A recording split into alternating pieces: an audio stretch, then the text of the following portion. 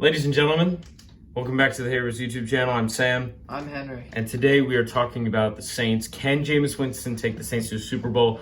Ndamukong Suh and OBJ, two guys high on the free agent market that are looking to sign with the Saints possibly. So we'll talk about that, if we need them, when they might be needed, stuff like that. There's a few other things we can get into, how the media is taking in all this from the Saints. And yeah, that's all I've really got right now. So let's rock and roll.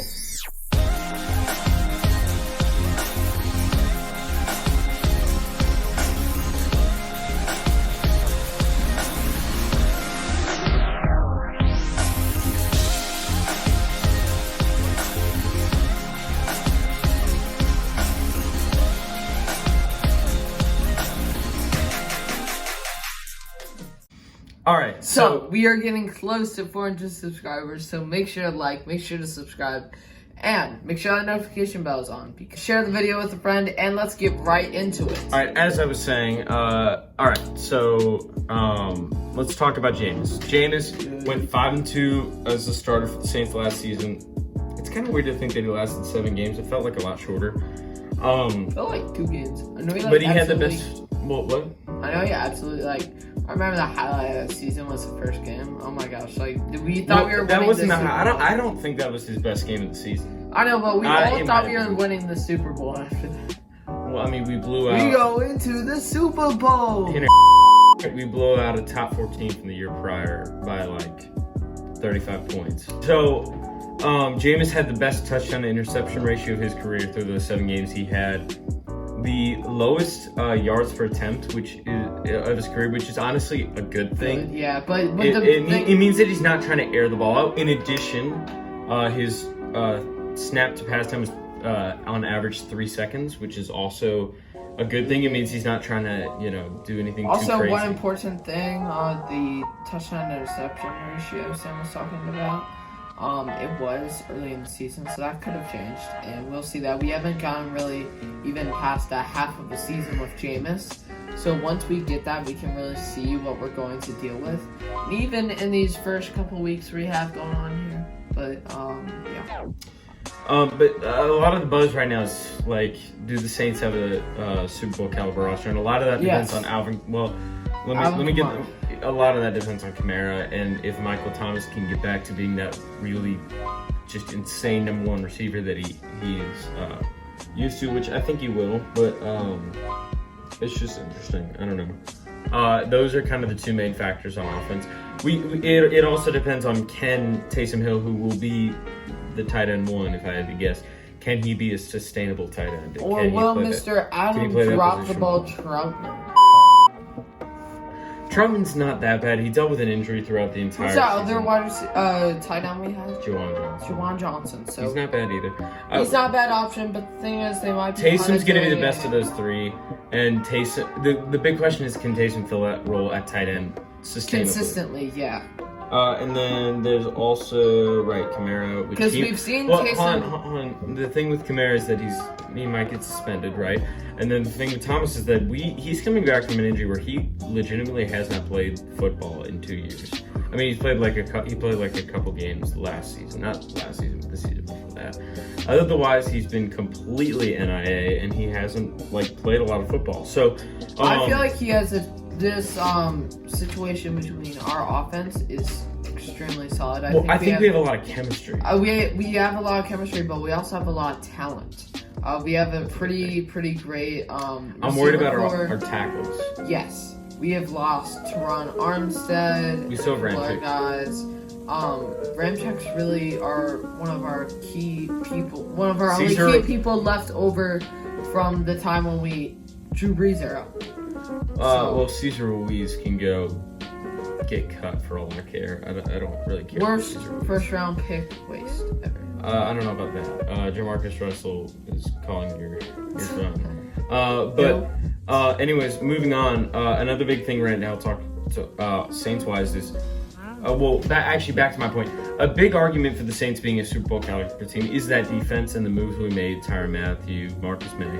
But in addition to that, there's more that could come to this team, and that comes with now I get to Ndamukong Suh, who's a free agent. He's still a very good, high caliber player, even at his age. I think he's 33, 34 right now. I think 34. But he's still playing at a high level. It's like Calais Campbell. Calais Campbell is very old for his position, but he's still playing at a high level. But these players that's been in the league for a while have not only had talent, they have really good leadership. And I feel like Cam Jordan and Demario Davis already bring that, but to bring sort of an all-around sense of leadership for these players is going to be really great for our team. But I think that's besides the point. I think my point is that Ndamukong Suh could really be a force to be reckoned with, especially considering we don't have, like, we have Alula, whatever his name is. We've got Shy Tuttle, and that's it. We could really use we have Cam on the edges. We could really use a big interior D lineman. We've been really good in the run defense the past, 10 years. We've been really good, and I would like to keep that up as a Saints fan. So, I would love to. I think Ndamukong Suh would be a great sign. I would be in love with that signing. Another potential signing that a lot of people are talking about. This isn't completely due to Jarvis Landry. Okay, one thing that OBJ said back in, I think it was November of last year, he said after he signed with the Rams, he was like, I would have signed with the Saints. It's just not the right place.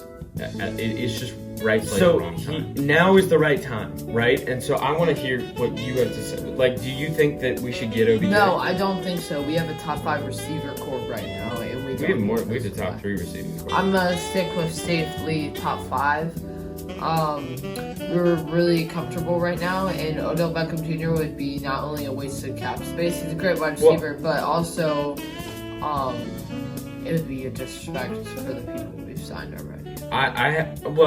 I agree. I think we should get OBJ, and we shouldn't for 2 reasons. I think we should, and I have a couple reasons why we should, a couple reasons why we shouldn't.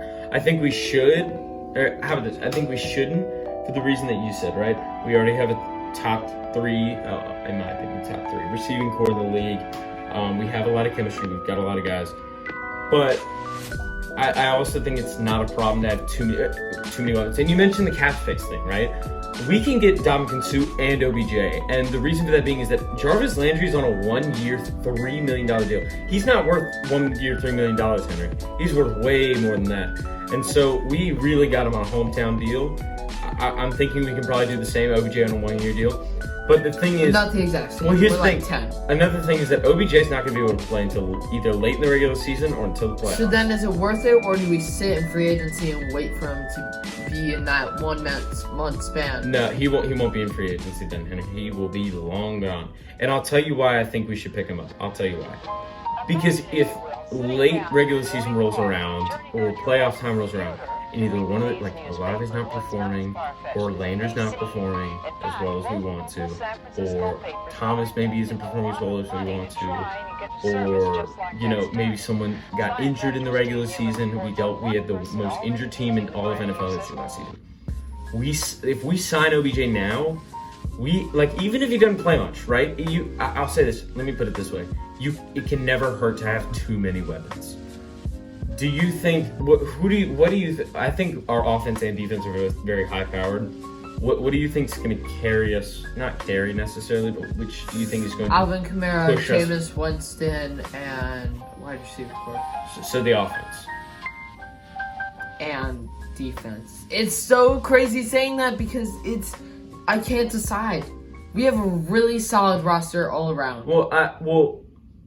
I think it's going to be the defense. I think it's a weird scenario. I think now here's what I think makes us a Super Bowl team. We got to the NFC Championship 2 or 3 years straight. I can't remember. Point being, we got deep in the playoffs multiple times, and the reason for that being, Henry, was because of our defense.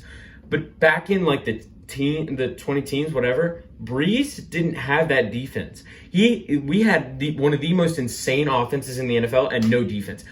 Back then, we had a decent offense and then just this outstanding defense. Now, we've got this outstanding defense and potentially this really outstanding offense, and that's what separates us from the rest. We've fixed what has been our problem for the past few years, and also fixed what has been our problem before those last few years, and now we've combined them together. And think about what Dennis Allen has already done so far. I think he's done great, don't you? I don't think Sean Payton would be making these moves, and I say that in a positive way. I think Dennis Allen is doing great, and I think Sean just wasn't that aggressive. And with that, thank you so much for staying till the end of the video. If you want to watch this video, click on it. If you want to watch this video, click on it.